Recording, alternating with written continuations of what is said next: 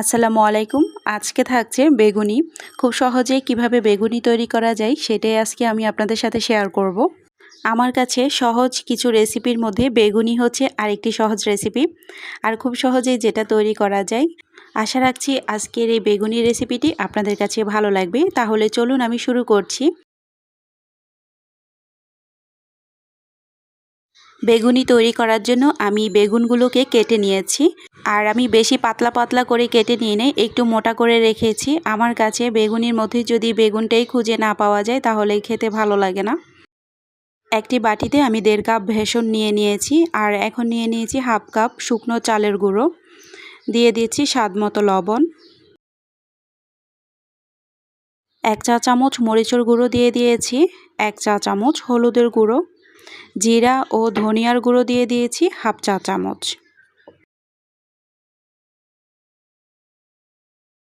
এখন দিয়ে দিচ্ছি 1 চা চামচ বেকিং পাউডার। এই শুকনো সবগুলো উপকরণ আমি এখন একটি চামচ দিয়ে একটু মিশিয়ে নিচ্ছি।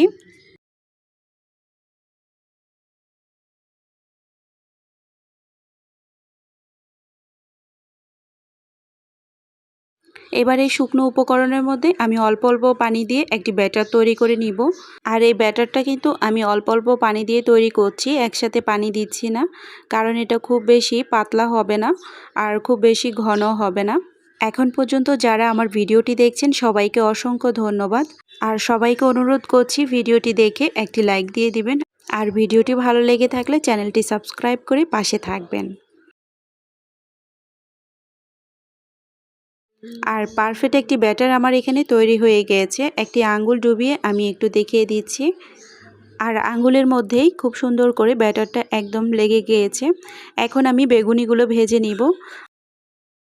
ফ্রাই প্যানে আমি তেল গরম করে নিয়েছি। এবার বেগুনের স্লাইসগুলো আমি ব্যাটারের মধ্যে ডুবিয়ে এভাবে তেলের মধ্যে দিয়ে দিয়েছি, আর দেখতেই পাচ্ছেন দেওয়ার সাথে সাথেই কিন্তু বেগুনিগুলো ফুলে উঠেছে।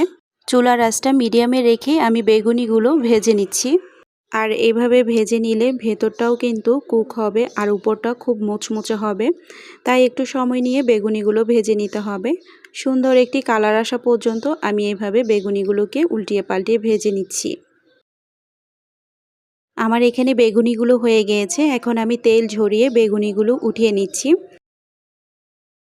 আর আমি বাকি বেগুনিগুলো একইভাবে ভেজে নিচ্ছি। শুরুতে বলেছিলাম কয়েকটি সহজ রেসিপির মধ্যে আমার কাছে বেগুনিটাও সহজ রেসিপি। কোনো রকম কোনো ঝামেলা ছাড়াই বেগুনি তৈরি করা যায়। যারা নতুন রাঁধুনি তারাও কিন্তু খুব সহজে বেগুনি তৈরি করে নিতে পারবে। আর আমি এভাবে সবগুলো বেগুনি ভেজে নিয়েছি, আর এভাবে বেগুনি বানালে 6 থেকে 7 ঘন্টা পর্যন্ত মুচমুচে থাকে। আর সবগুলো বেগুনি আমি এখানে ভেজে নিয়েছি। এবার আমি একটি বেগুনি আপনাদেরকে একটু ভিতরটা কেমন হয়েছে দেখিয়ে দিচ্ছি।